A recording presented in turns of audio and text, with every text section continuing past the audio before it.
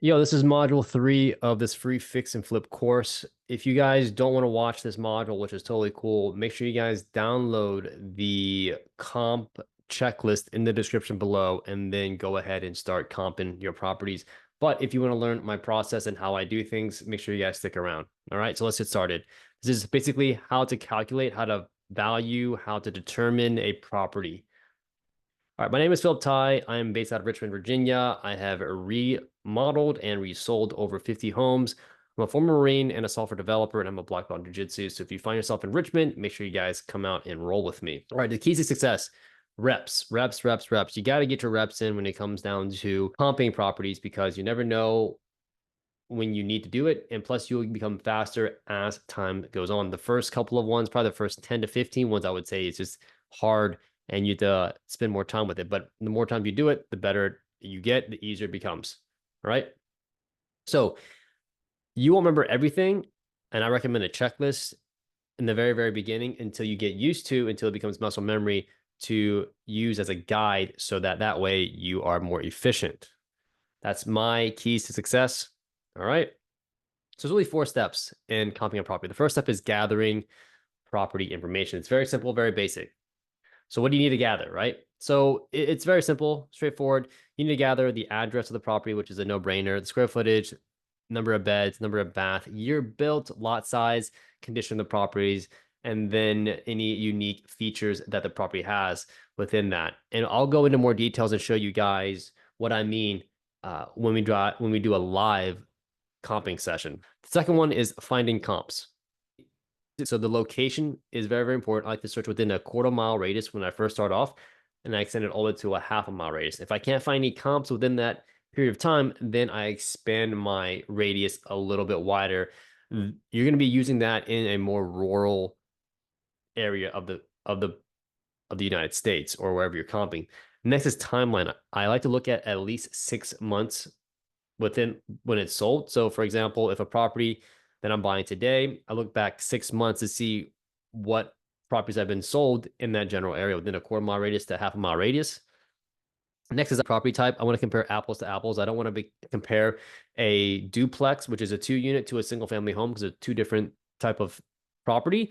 I want to compare a 2-story house to a 2-story house, or a rancher to a rancher, not a rancher to a 2-story house. If there's the only comps in the area, then I would adjust accordingly based on a value metric. And then I just search within a 2 to 300 plus or minus square footage of the subject property. So if the property is 1,000 square feet, then I like to look at a 200 above or 200 below range in order for me to get a good idea of what the property is worth. Next is the age built. So I'm not comparing a 1950 home to a new build home of today, like 2024 and above, right? That doesn't make sense. I like to be in the 20-year range, plus or minus, of the actual subject property. So if it's built in 1950, I'll look back at 1930 and look forward at 1970. Condition and finishes is very, very important. So everything's going to be a little bit different. So when you are looking at your comps, meaning the after repair value, the ones that have been sold, and you see like marble floors, you see quartz countertop, you're going to have to put that stuff in your subject property in order for you to sell at that point. Now, if you don't want to put that much work into it, or if the property that you're trying to buy cannot support it, well, then you can tone the finishes down to support a more appropriate selling price. So if you can also look at the 2 areas that you look at the most is the kitchen and the bathrooms. That's where people put the most amount of time, energy, and money into, so it sells quickly. The other parts of the house is really basic, in my opinion, but siding makes a big difference. Window makes a big difference. Your mechanical, like your HVAC, plumbing, electricals, those make a huge difference too as well. So you want to make sure that you take a look at those, a little bit of those individual features, so you get an idea of what you need to do with your property. So if the ARV, if the comp did a whole brand new HVAC system, if they put new hot water heater, if they added all new electrical fixtures and all that stuff, that's what you got to do to your property in order for you to sell it at that price point. All right, amenities. Amenities are very, very huge. And how can you determine value with amenities? That's going to be a very case by case basis, but I'm going to go over the amenities here real quick. So you have garage, it can be detached, meaning it's not attached to the house, or attached, which meaning it's attached to the house. You have a pool, fence, sauna, basement, carports, tankless hot water heater, solar panels, like the list can go on, right? So you want to look at the sold comparables and see what that house sold for. And then if you find another house that's almost the exact same, but they're missing a pool and you see a price difference, that's the delta, the difference on what the pool will add to your property value. Okay. All right, there's things to consider. So one-story homes are more expensive because it's a larger footprint, meaning if you have 1,000 square foot rancher home, then it'll take 1,000 square foot of pipes, concrete, wood, etc. Right? But if you have 1,000 foot two-story house, your footprint is smaller, meaning it's 500 square feet stacked on each other, and it's less concrete, and it's probably going to be less pipes, etc. So just consider that, and it's probably easier for older people to obviously buy a single story home rather than a two-story home. Next is corner lots. Corner lots are the best if you're trying to buy in a townhome situation because you don't have a neighbor. Obviously, it reduces noise, you have more privacy, etc. So here's the other portion where you should take into consideration is that if you buy a house in a busy road, meaning you buy a house that's smack dab on West Main Street or Main Street, and there's a lot of cars going in and out, it's obviously less desirable because you have all that noise. And if you're trying to sell it to a family, well, the family is not going to want their kids to play in the front yard because due to the danger and hazard of it. And it tends to not to hold the value very, very much. I like to deduct between $10,000 to $15,000 from the original ARV, the after repair value, if I fix it up. And it does take longer to sell on the market. Next is your neighbors. Consider your neighbors. You cannot control the neighbors. If you have a next door neighbor that likes to collect junk like cars and pile trash in their front and backyard, that is something you can't control and it's an eyesore. So that could be another reason that your end buyer may not buy your property. Furthermore, if they have loud dogs or cats or animals, whatever, that can also be a deterrent. The next thing here is what I learned the hard way is the backyard sloping. So if the backyard slopes into the house, meaning water can run down and go into the house, infiltrate the house, that's also a situation that you have to consider. I have a great property on that on Brewster Drive. It's my fix and flip, and that was one of my things that slowed down the sale. So you can find the property, find that particular video somewhere on the screen here. So go ahead and check that out. Next is finding comps. You can find it the freeway. You can also find it the paid way. So you guys are probably familiar with Zillow, Redfin, and Trulia. And the next thing here is the MLS. Now, if you don't have access to the MLS, that's totally fine. You can get your realtors involved. If you don't have a realtor, go find a realtor that has access to the MLS, and you can tell them to run comps and then base those comps on what you end up finding. Okay. So the third thing here is adjust the differences. Like I said before, if one house has an extra bedroom rather than your house, you can adjust the difference. So how do we kind of go about that? So here's the things that you look for in that section. So kitchen, bathrooms, the type of finishes that people install for their kitchen or bathroom will determine the value of that home as well. So if they're adding, for example, if they're adding quartz countertops, which is a higher finish, and you decide to add granite countertop, you might be able to get away with it, but just consider that to be less. If you get, Home Depot cabinets versus like a really good manufacturing cabinets, that could be a difference. If you add laminate flooring and someone has tile, that could be a difference. So you have to take these in consideration as they come through. Another good example is if you have a shower that's a fiberglass shower and the actual comparable has tile showers, that's a big difference too as well. Now, the next thing here is siding. Siding also makes a big difference. And what I mean by that is if your property has vinyl siding and then the comparable has brick siding, the brick siding is more maintenance free and it can withstand a lot. It's just better in a sense of uh survivability, for maintenance. However, It does cost more money to install brick than it does vinyl. So the labor and the value difference there does matter. Okay. Next is the amenities. So the amenities, what I mean by that is pools, generators, saunas, all these other things that add up. They play a big role in the value of a home. So if you have a person that has a generator, that generator is probably like $5,000. You can potentially add that to your subject property or whatever if you need to get down to the comps, right? A sauna, a pool. A pool is probably like $30,000 in ground or above ground. It really depends. Now, if you have an in-ground pool, that's probably 30 grand. If you have above ground pool, that might be at 10 grand.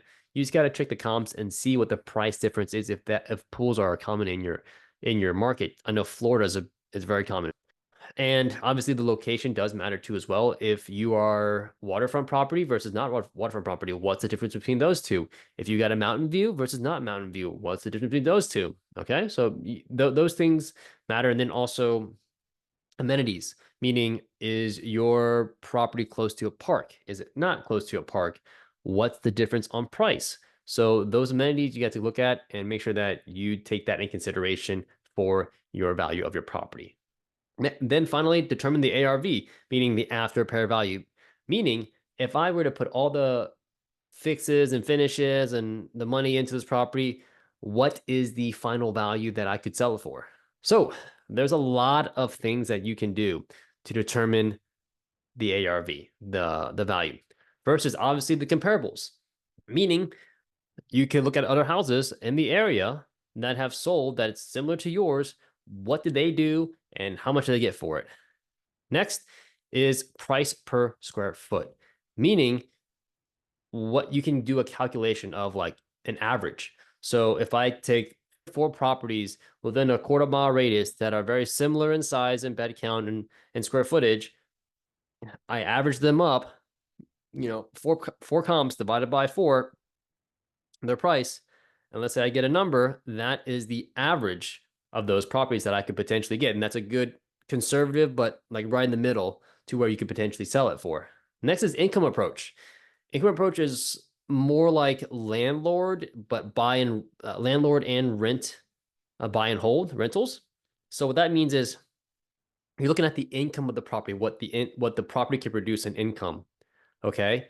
And if your property can produce X amount of income, it can be worth X amount of dollars. There's a couple of formulas out there that you guys can search on. So feel free to take a look at that. But you can see on this particular definition here that you guys can use. But it's also outside of this scope because we're more dealing with fix and flipping. So if you actually wanted to use the income approach, you can using the 1% to 2% rule.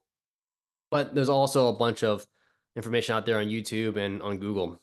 And the build costs, like if how much would it cost to build this property brand new, like from the ground up, including land, labor, material, permitting, architectural, all the other stuff. It's outside of this scope of the course, but you can also look into that. I just want to give you that as a reference guide.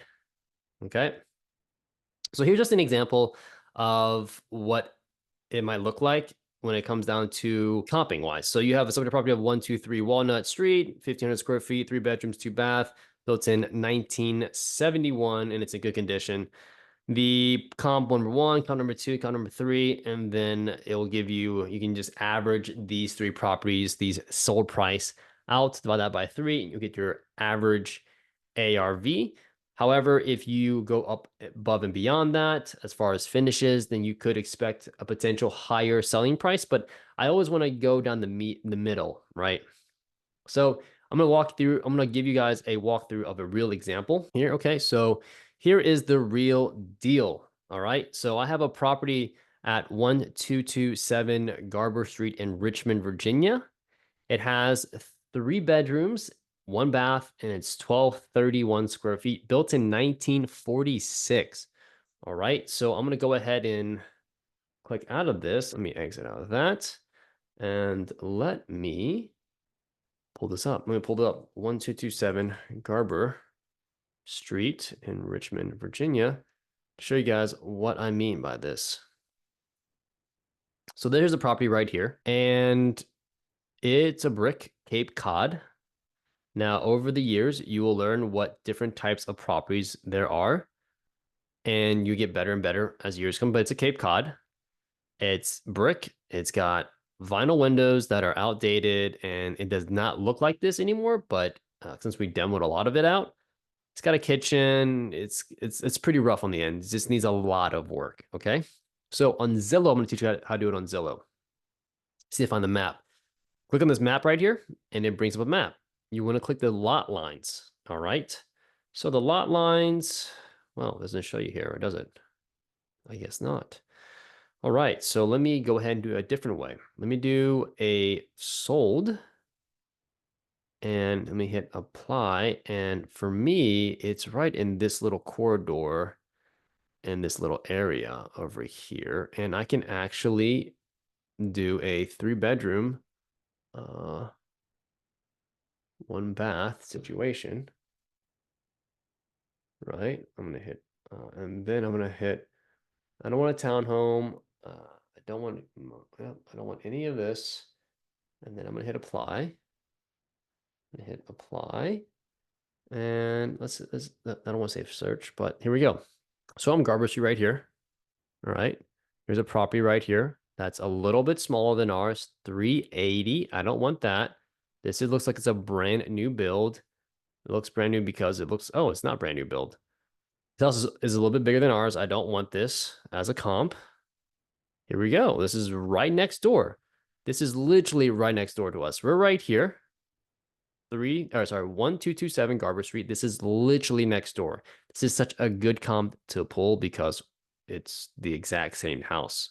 And we can actually see what they did to the property. This actually gives me a blueprint of what I need to do in order for me to get it up to this price point. Okay, so let's see what they did actually. So in the living room, they put recessed lights, they painted it, refinished the floors, and they literally opened up this wall right here. In the kitchen, they added recessed lights in the dining room right here. So that looks good. And this is the little office that we have too as well. They actually have windows on all 3 sides of the house. And it looks like it's bigger. And they painted the office as well. And they vaulted it up to ceilings, which is a very nice touch to it. Living room again, which opens up into the office, which is nice. This is the living room again. It goes into the dining room. Okay, that's good enough. This is the dining room. It's very, very simple, straightforward. It's just a light, a dining room light, open up kitchen, open up kind of concept here. All right, let's take a look at the kitchen here. They got a backsplash, new kitchen cabinets. They got a stove top here. Looks like it's a granite countertops. They got some cabinets on the left-hand side here, and then a pantry in the back, and then a back door. All right. It looks pretty good. Stainless steel appliances too as well, which looks nice. And they have a built-in microwave, which is something that, or not built-in microwave, oven, which is okay. So their ovens right here, their stoves up top, and their microwaves over here. And their finishes are pretty, they're pretty good. They're okay. But I feel like these shaker cabinets might be from Home Depot. And so you have extra storage right over here. This is where the refrigerator and ours would go, basically. And this is the nook, or not the pantry. They have a pantry right here with extra shelving, which is cool, or cabinets, excuse me. So now what I like about this is like their stairs going upstairs looks pretty cool. I definitely like this a lot. So it tells me I need to refinish my floors and maybe add some wallpaper to the fascia boards of the stairwell. This is a utility. This is a closet in there, and this is the utility room in there. But I don't think they're going to show us that. This is the bedroom, refinished floors. Look at their light. Their light's a recessed light, which I don't like, which I haven't done before. I like to put in ceiling fans in all of my bedrooms just to add more value add. And they painted it, it's very basic. Nothing too crazy with this, okay? So this is the hallway upstairs. They have everything here is very easy to copy. And same thing with the bedroom here. They have their shelves that we actually are ripping out of ours. And we are going to just close this up. All right.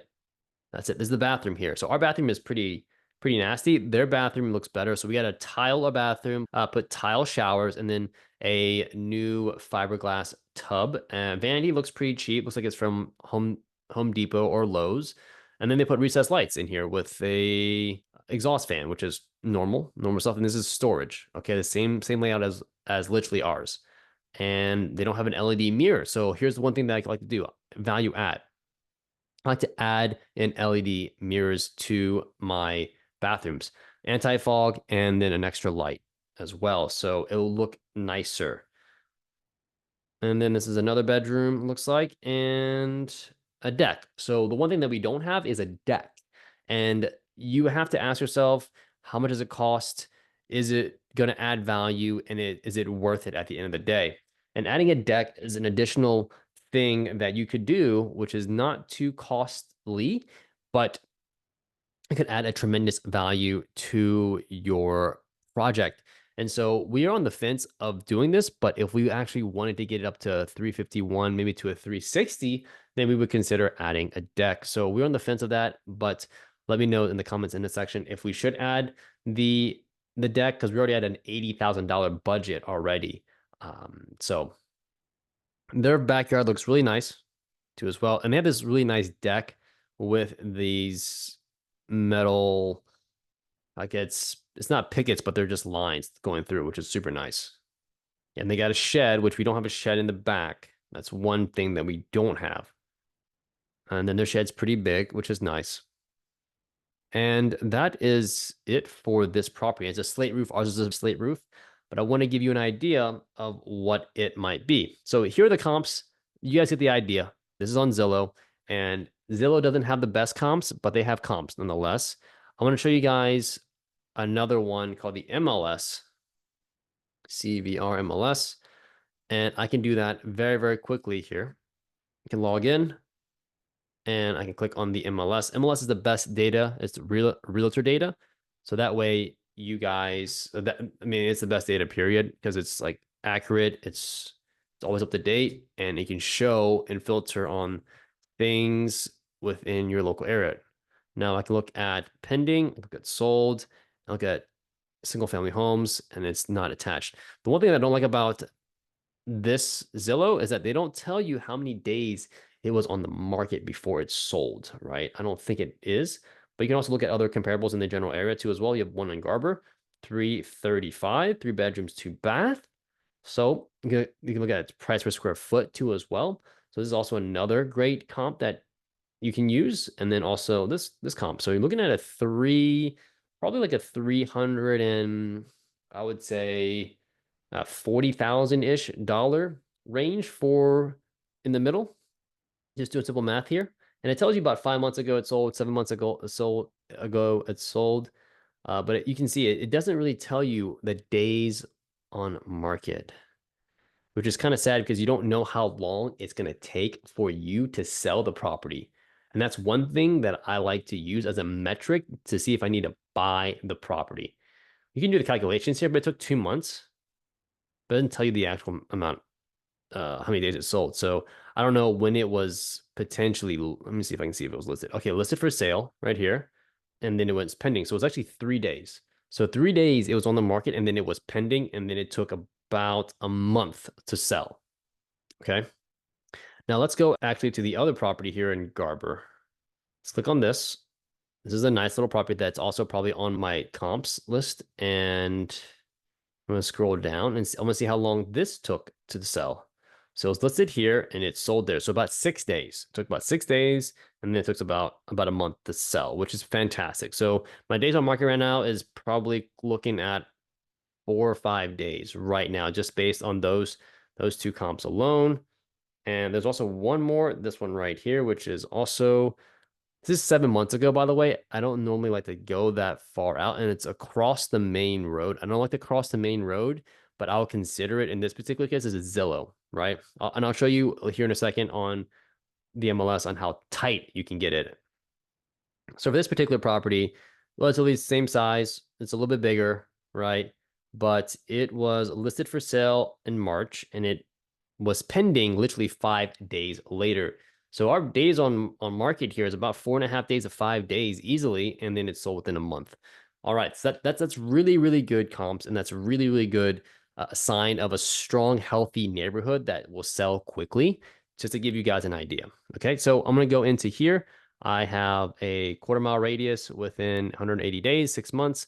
of pending and then sold within 6 months. It's a single family home and it's a detached uh, property, meaning it's not attached to another property.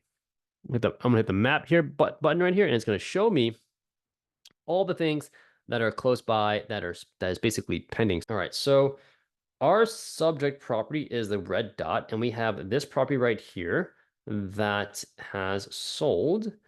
And I'm gonna show the listing to you, and this is the Garber one.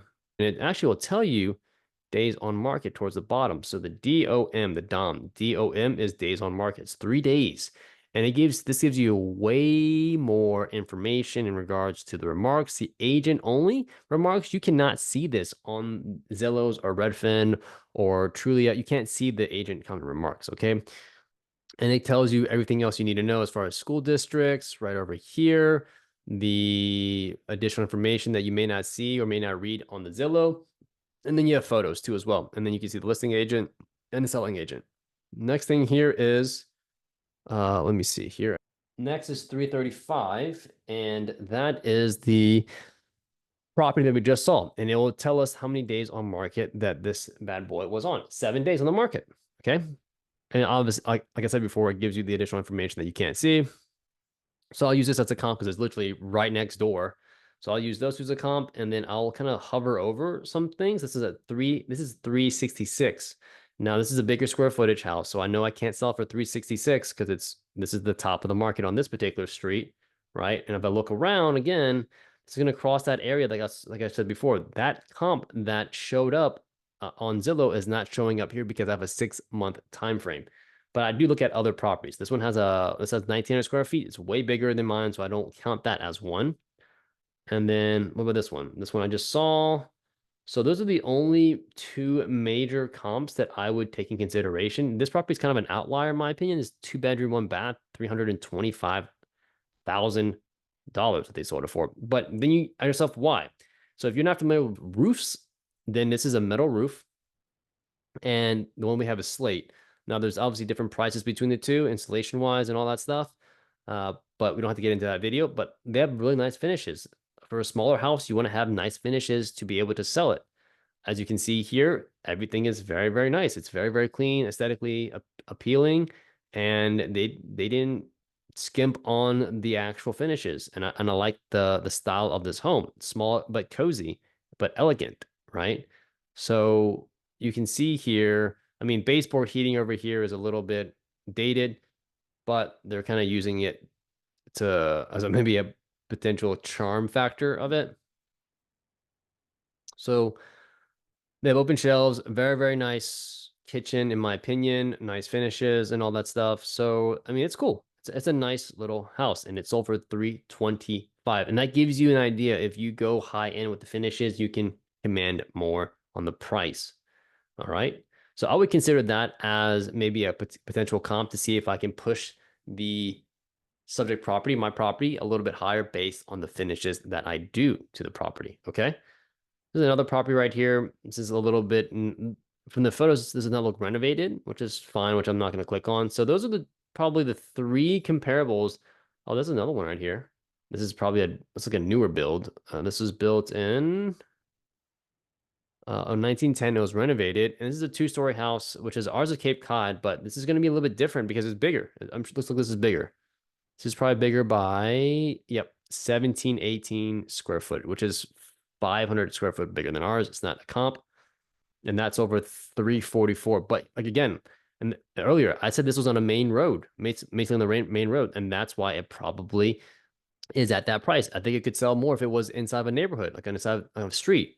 But again, I think this could probably sell for easily, 360, 365 if it was on National Street, but it's on Williamsburg Road, which is a little bit more busier than that. It's considered one of the main roads that run through this part of town. So I'm gonna give you guys a live example, and I basically comp the property at around 340 on average, but I know I could probably sell this property for 360 to 365 easily all day if I increase the finishes of the property. But at the end of the day, I'm looking for a quick sale, and I'm looking for to turn my money in and out. So here you go. Here's the those particular comps. And like I said before, my average comp is that, but if I'm being conservative, I could probably sell for 340. All right. So the next thing here is you just do it. You just got to do it. You got to go out there and start comping properties and just putting your reps in and then going follow the checklist and then just writing the comps down and seeing if those comps are legitimate. And then you just test that by buying the property. If it's a good property, good deal, then you can test your theories. So make sure you guys subscribe if you guys want to continue your education or don't. It doesn't matter to me. Next is comment below. I want to hear your comments in regards to what you want to know next. How can I improve? What did I miss out? I read them all and I comment back. And if you found this video helpful, make sure you send this out to someone that could benefit from it. And if you want to learn how to do sales and offers, make sure you check out this video over here.